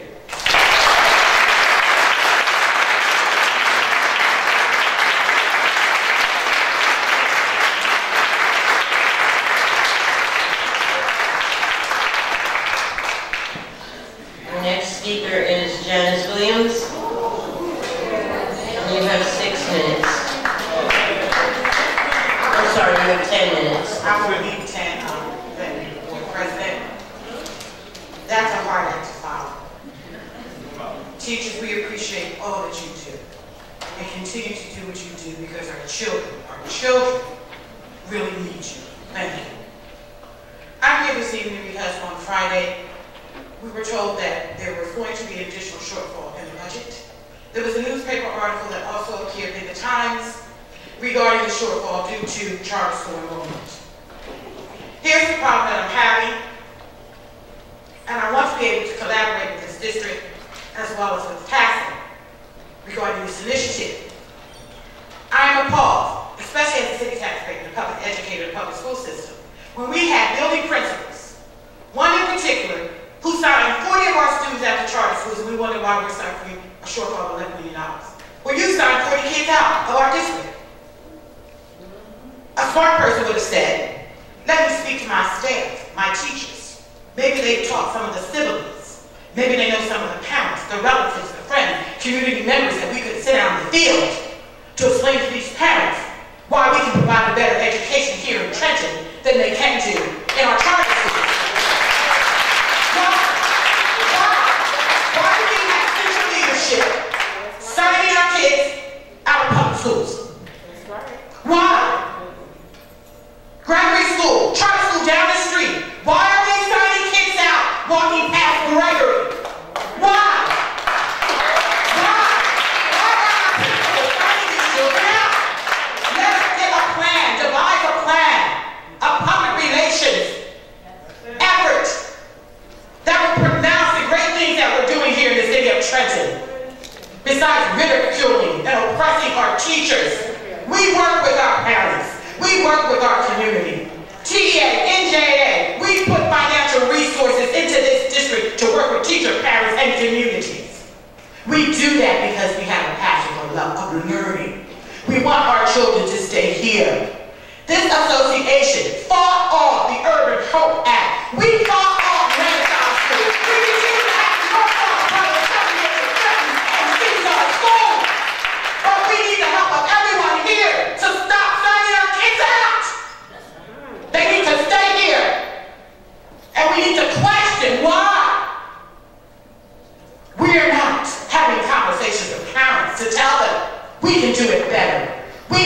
PSI. We offer math at a scientific level. Let's tell them the great things. I hate when I have to read in the paper from L.A. Parker. Thank goodness for Jerry Marston and the STEM Academy. They're doing such wonderful things, but we don't hear anything about what's happening in our Trenton public schools.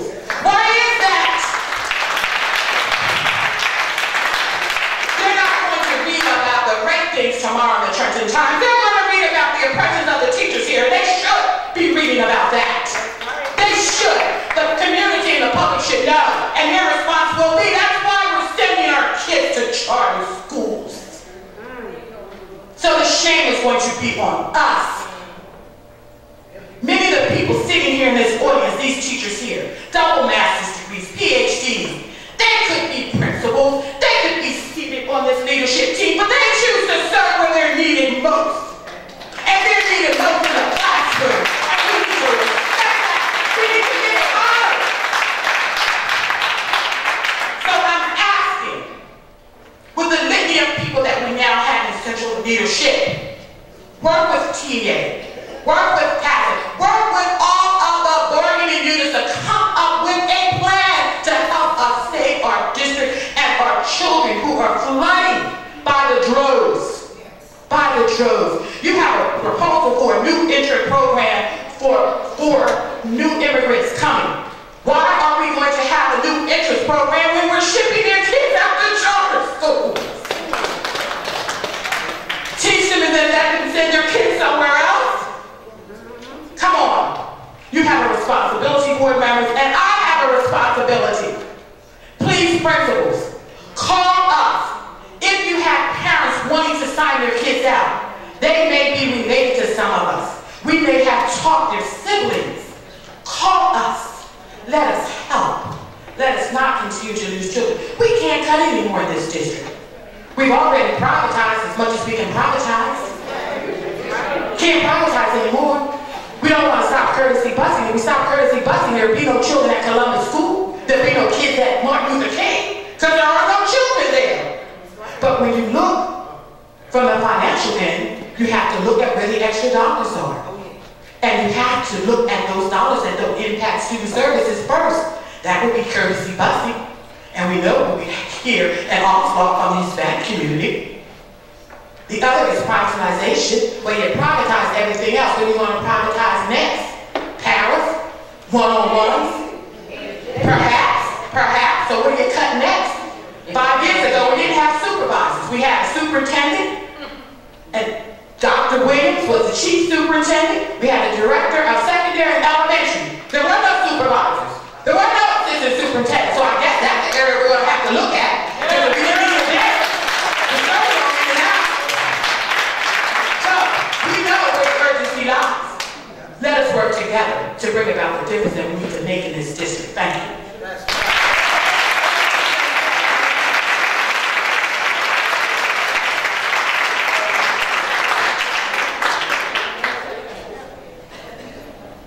Last speaker, Hope Brandon.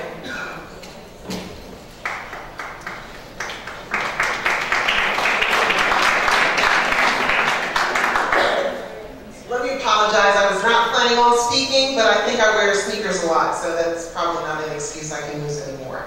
I'm here to, as a representative of TASA, and I'm here to speak directly to the board.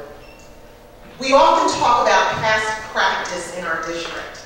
Well, it was just a few months ago, past practice was that we tried to show respect for the people that work in the district, and when people came up to make comments, that we requested that they not use people's names. I don't know, I must have missed the memo, I must have missed the email, but at some point, obviously, that's gone out the window. And I want to say, at some point, you have to ask yourself, just because you can, should you still? Just because you can't get up here and say people's names and make derogatory comments doesn't always actually mean that you should. That does not mean that any concerns that you have are not valid. It is just doing it in an appropriate manner. I've been in this district for 14 years, and the administrators, whether it's the supervisors, the school-based administrators, not only are we administrators with our staff. We're also partners with all the directives and mandates and everything else. We are partners. And it is unfair to cast a brush and have people come up and say our members' names and address whatever issues or concerns without that person having the opportunity to defend themselves and respond. Because here's what happens. When you put that information out there, it becomes the perception, and perception becomes what? The reality. Without there being any factual information, any research, or any conversation. So I am just asking you, we need to revisit what past practice was. It doesn't mean that any of you at the end did not know who the people were that they were talking about. It was about respecting the staff that we have here. And that includes everyone, from administrators to teachers. It was a basic practice. We were under the assumption that there was some law. If there's not, fine, there's not. But then we still have to ask ourselves, just because you can, should you? I completely am shocked at some of the things that were allowed to be said. And I'm hoping that the board looks to see if this is a practice that should continue, or if we should have some general practices of courtesy and respect that we should implement here when we are talking about people that are employed for our school district. We are not enemies. We all need to work together and work through this. Thank you.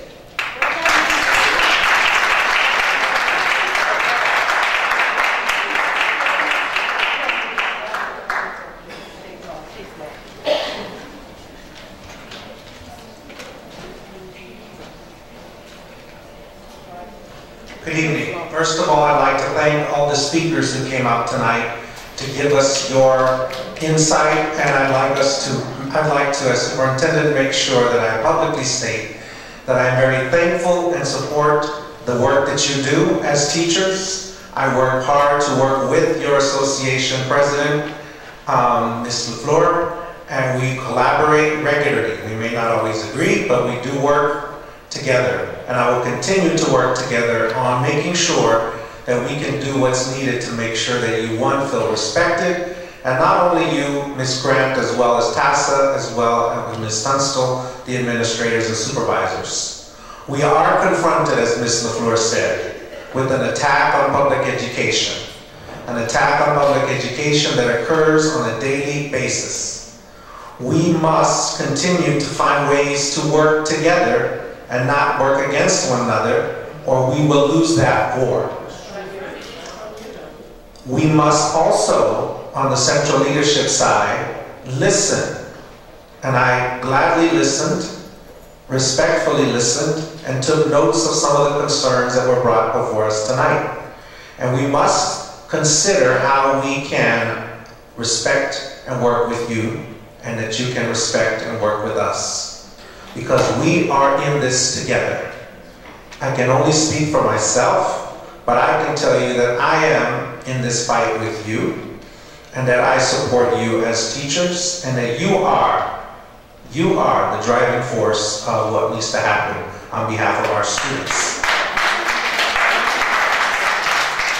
As a couple of things I just want to say, that we are beginning our walkthroughs of schools, and we've only been to 3 schools. One speaker said that she worked at a school where a walkthrough just happened. That walkthrough has not yet taken place, but the 3 schools that we have gone to officially as the district, I have been very pleased to see and commended the principal and their team, and we just went to 2 today and 1 last week. We've not yet gone to any middle school or any high school as a district walkthrough team. We have gone to, we've gone to 1 high school, we've gone to 1 alternative high school. And I have noted, both in writing and in our discussions with the principal, the great amount of work that has been done. And let me also say that these walkthroughs are not walkthroughs to see what teachers are or aren't doing, what principals are or aren't doing. These walkthroughs are also to see what we are or aren't doing at the central level. And as we see things that are not happening, we need to take that information back, and we do, to make adjustments, whether it's adjusting the assessment calendar, as was mentioned, to look that there are too many. Now we have to understand there are certain assessments that are required per the state. There are certain assessments that are required per the Priority School Initiative. But within that, how can we work to support you and to ultimately support our students? Because what I heard tonight, the passion I heard tonight was positive in that it was directed towards wanting to do for our students.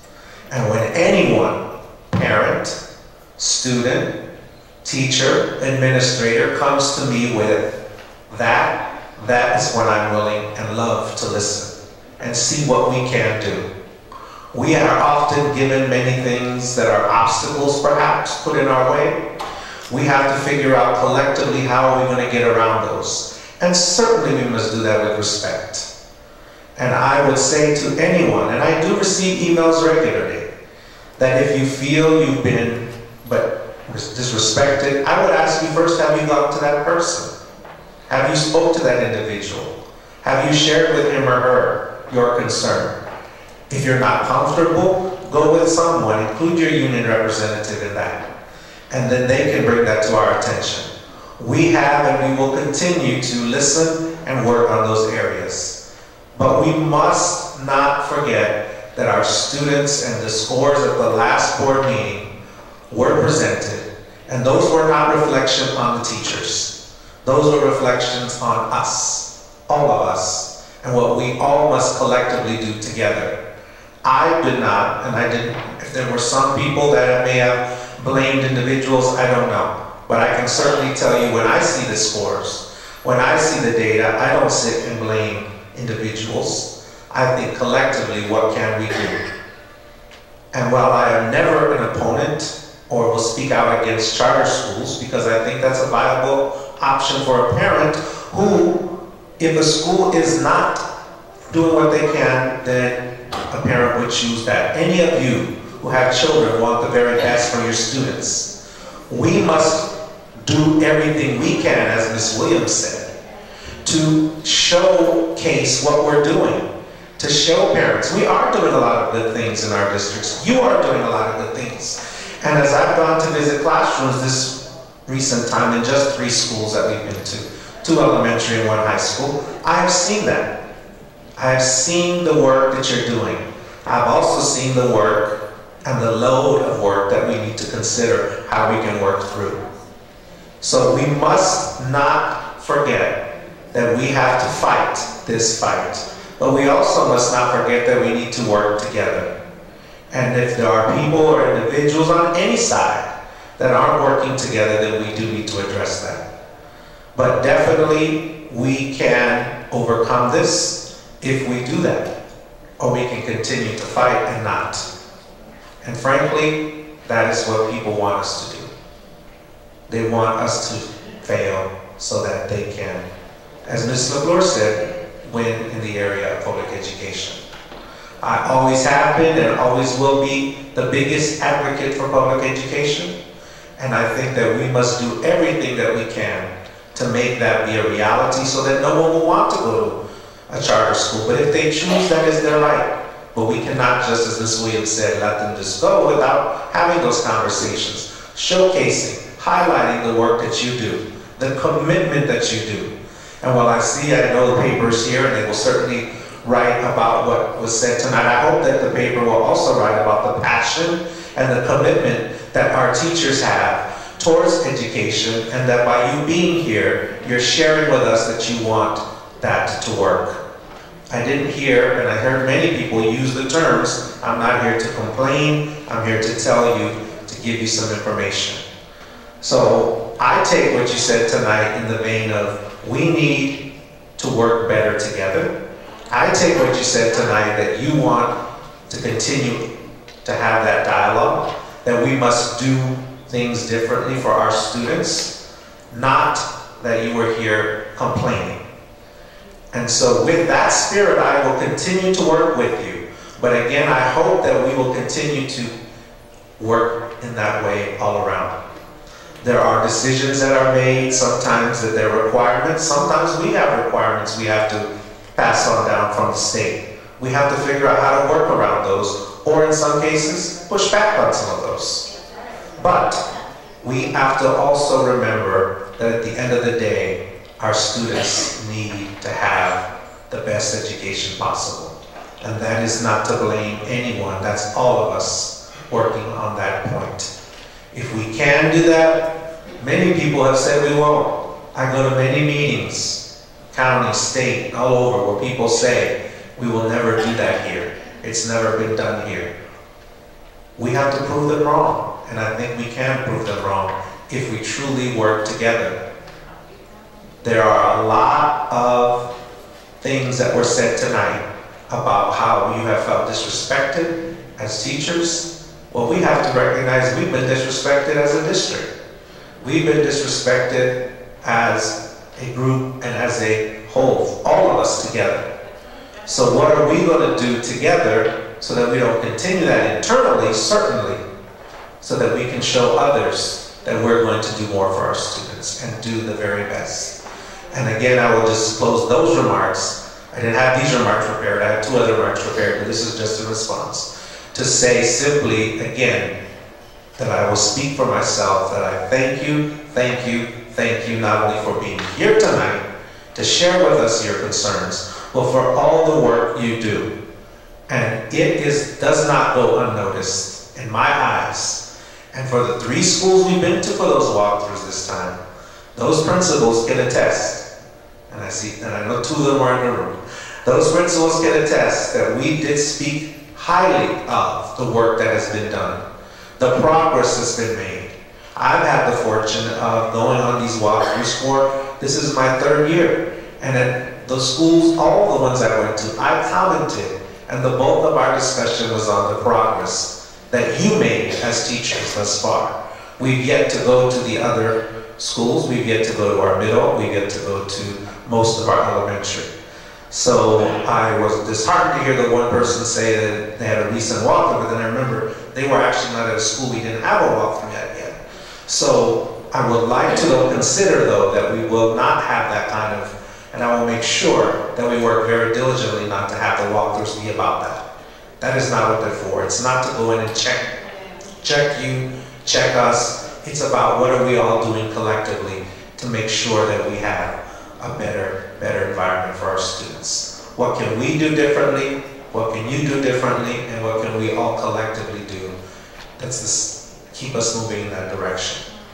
When there are issues that we can address, whether it is work-related, whether it is thinking about, again, I'll use the example that just resonated from a couple of speakers with regards to perhaps the assessment calendar, working with the curriculum office, working with Dr. Johnson and her team. How can we look at that? And I know Dr. Johnson is here listening, taking notes, so as one example. How can we look at that so we don't have so many things all meshing at the same time? So that instead of actually teaching, we're doing other things. We need the focus to be on teaching, and we need the focus to be on learning.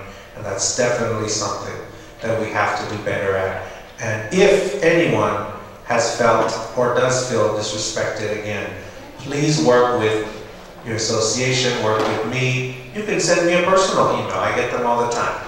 But also, what I love getting is personal emails directed to me from the positive things that are happening, from the many great things that is occurring in your classrooms. Over the weekend, I got 6 emails from 6 different teachers that just had taken, 2 had taken pictures of their students. 1 sent me a note from their student, all positive, about the work that they're doing. So we definitely know. We also have, and continuing the practice, we have teacher roundtables where you can come. Sometimes we have a lot, sometimes we don't have that many teachers show up. I encourage you to come. We will have them moving forward again. They're held here in this room. I see some of you in the audience who've been there many times, and you can come and speak directly to us. The same kind of conversation you had tonight at the mic, but in a more intimate way where we can respond and have dialogue around those topics. So we will continue to have those, and I encourage you to continue to come. Let us know what we can do to support you, and then we will continue to work with you and work through those issues moving forward. I want to tonight, to my prepared remarks, recognize, we at the last month, recognized our administrators for the National Administrators Month, and tonight, in collaboration with and in partnership with the National American Education Week, we have a resolution tonight recognizing Education Support Professionals Day.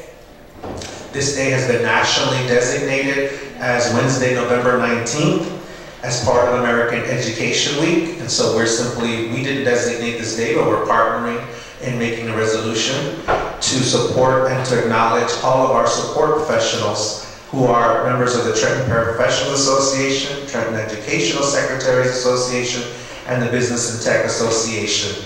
And I want to recognize those groups in honor, again, of the national day that has been established as November 19th, and thank all of them for their work. If there's anyone in the audience who are a member of the paraprofessionals, secretary, or business and tech, can you please stand so we can give you a big round of applause.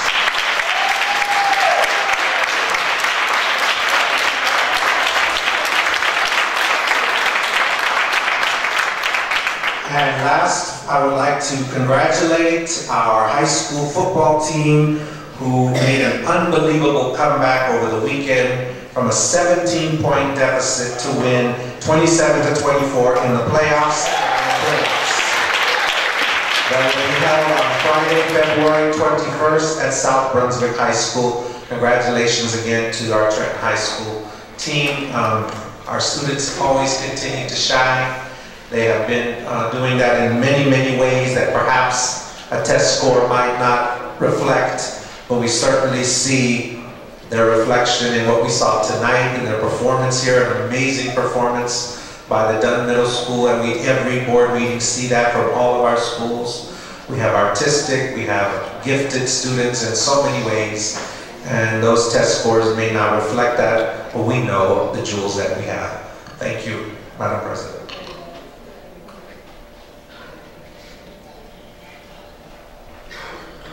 Next is board member comments. Anyone? Gerald? I really want to share with you all, with all the teachers in the room, that I was born and raised around educators. My mother, Beverly Trueheart, was a teacher and administrator in this district. She was in TA and in TASA. My aunt Ann Trueheart was a teacher and administrator in this district, in TA and in TASA. My uncle Leroy Trueheart was a custodian in this district. It was in the custodians union. So why do I tell you all of this? I grew up around education, and I respect you. We all respect you. We honor you, and we want to be collaborative in a collaborative relationship with you, as the superintendent has said. I'm passionate about education. I grew up around educators. That's all I know. I remember my mother at night doing lesson plans. I remember my mother at night in her master's degree program, typing out the word processor or a computer on a typewriter. Remember those typewriters? Yeah. On a typewriter, getting A's in her master's degree program. I would come down the basement, and she'd be in the basement, and she'd be typing. I go back upstairs, and I do my thing, and she's still down there typing. So I understand, and I appreciate. We all respect and honor all of you. We know what you do in the classroom. We know you're number one, that you're important, you're on the front lines. It is about character. It is about respect and honor. It is about scholarship. You have master's degrees and doctorate degrees, as was said, and I respect that. It's about perseverance. You persevere through a lot of changes. I've been here for some time now, and I understand about the changes. We have a lot of changes in our district. We do. But it's not only because we want the change, it's because the change is being forced on us by our big brothers and big sisters in other places. And we know what I'm talking about. We know that you uplift and love one another. You showed it here tonight. The same thing my aunt would do, Uncle Leroy would do, or my mother would do. You did tonight. And I respect that, and I honor that. We must have a collaborative, we must have a communicative, and a deliberate communication chain of command, and a communication open to all to communicate. And that's exactly what the superintendent just said. And I am confident that he is committed to this district and committed to all of you. Thank you.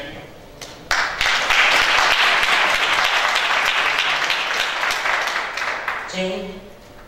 I just want all the teachers who came out tonight to know that you have an advocate in me. I am a teacher, and I have the good fortune, because I teach college, I have the good fortune of being in a position where I can do pretty much what I want with very little oversight, and I would understand very much what the constraints under which you work would be like for me, and I would not be happy. So there you go.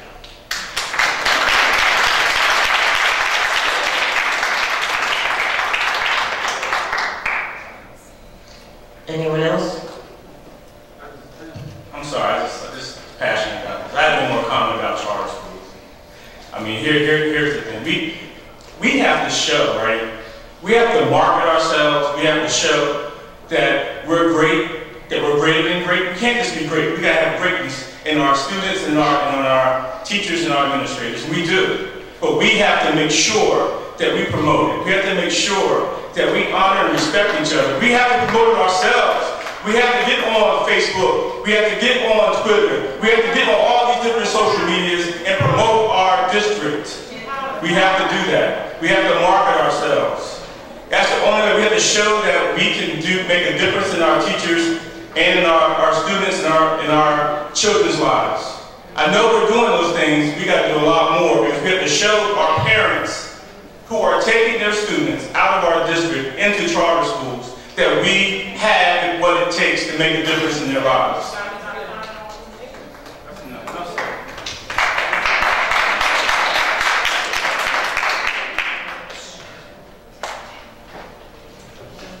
Anybody else? Okay, then we'll move on to board discussion and action on the agenda. Any discussion?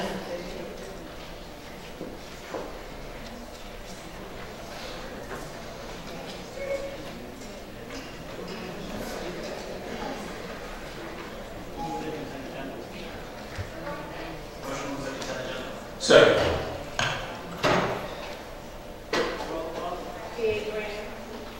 Yes. Yes. Jason Red. Yes. Jane Rosenbaum. Yes. Guillermo Gomez. Yes. Gerald Trueheart. Yes. Denise Miller. Yes, but abstain on 3M. Consider this a fact.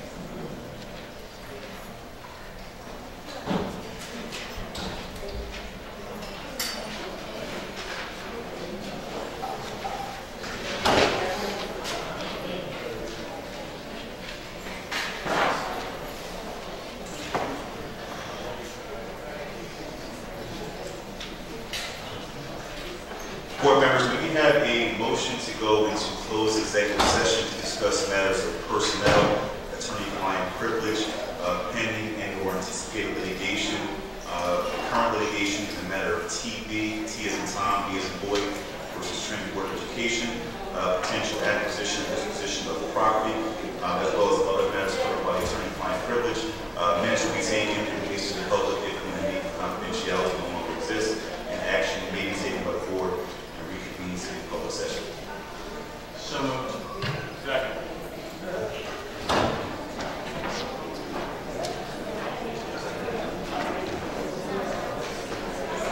We are adjourned to executive